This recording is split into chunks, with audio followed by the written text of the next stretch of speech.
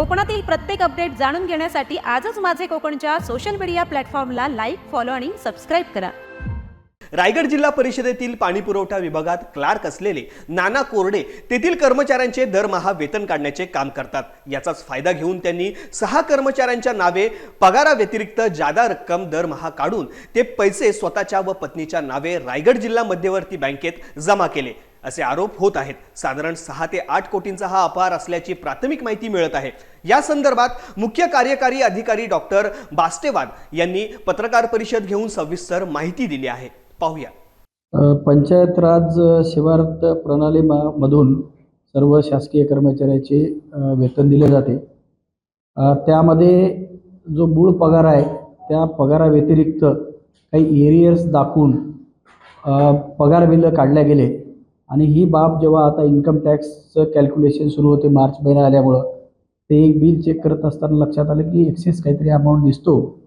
त्यामुळं अकाउंट विभागाने ते चेक केलं असता त्यामध्ये 6-7 लाखाची रक्कम आगाऊ पगार बिलात दिसून आली। म्हणून मागील 1 वर्षाचं चेक केला असता साधारण मग लक्षात आलं की MI मध्ये एक्सेस पैसे वारंवार अलग अलग कर्मचाऱ्याच्या नावावर काढले गेले आणि मग याची चौकशी करावी म्हणून आम्ही खोलात गेलो तर नाना कोरडे नावाचा एक कर्मचारी आहे। त्या कर्मचारी तो पगार बिल स्वतःच करत होता, म्हणजे DDOचं लॉगिन ID वापरून, पासवर्ड वापरून आणि स्वतःच्या सहीनं स्वतःच्या अधिकारात तो अपलोड करायचा।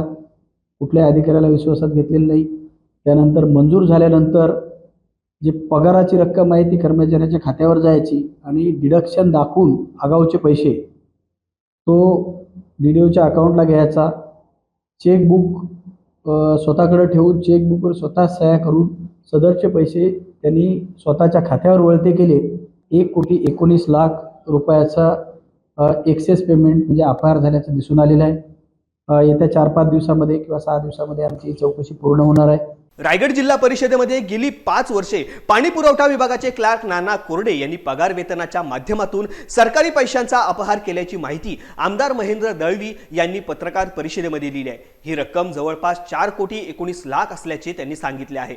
याची सखोल चौकशी जिल्हा परिषदेच्या मुख्य कार्यकारी अधिकारी यांच्या मार्फत करण्यात आली आहे। जिल्हा परिषदेच्या निवडणुका झाल्या नसल्याने अधिकाऱ्यांचा मनमानी कारभार सुरू असल्याचेही यावेळी आमदार दळवी यांनी अधोरेखित केले आहे। सरकारी तिजोरीवर डल्ला मारण्याचं काम अशा जर अधिकाऱ्यांच्या मार्फत होत असेल आणि खरं तर शासनाचं धोरण आहे की जो काय जिल्हा परिषदचा पगार वगैरे हे असतील तर ते नॅशनल बँकेत ठेवण्यासंदर्भातला GRS असताना खरं तर ते RDC बँकेमध्ये त्यांचं अकाउंट असताना दुसरं 2 फेक अकाउंट करून त्याला ते पैसे ट्रान्सफर केले दिसत आहेत आणि MI मध्ये देखील पण त्याने अशाच पद्धतीचं केलेलं कृत्य दिसते। एकंदर लगभग हा 7-8 कोटीचा घपला असावा असं एकंदर पथदर्शन दिसते। काल मी शिवनभर या संदर्भात चर्चा केली की आपल्याला मी बोलून सांगितलं व्हिडिओला त्याच्या संदर्भात माहिती घेतली, व्हिडिओने देखील आज माहिती गोळा केली। व्हिडिओच्या पहिल्या म्हणण्याप्रमाणे 2019 ते 2023 याच्यामध्ये त्यांनी जे काय काउंटिंग केलं त्याच्यामध्ये 4,19,00,000 रुपये त्यांनी म्हणजे पगार व्यतिरिक्त त्या लोकांच्या नावावरती दुसऱ्या अकाउंटला ट्रान्सफर केले दिसत आहेत। आता असे किती पद्धतीचे म्हणजे हेड आहेत त्याच्यात किती पद्धतीचे पैसे गेलेत का हा संशय व्यक्त आहे। हा सरकारी पैसे आहेत आणि याचा गैरव्यवहार होणं हे काय उचित नाही आहे।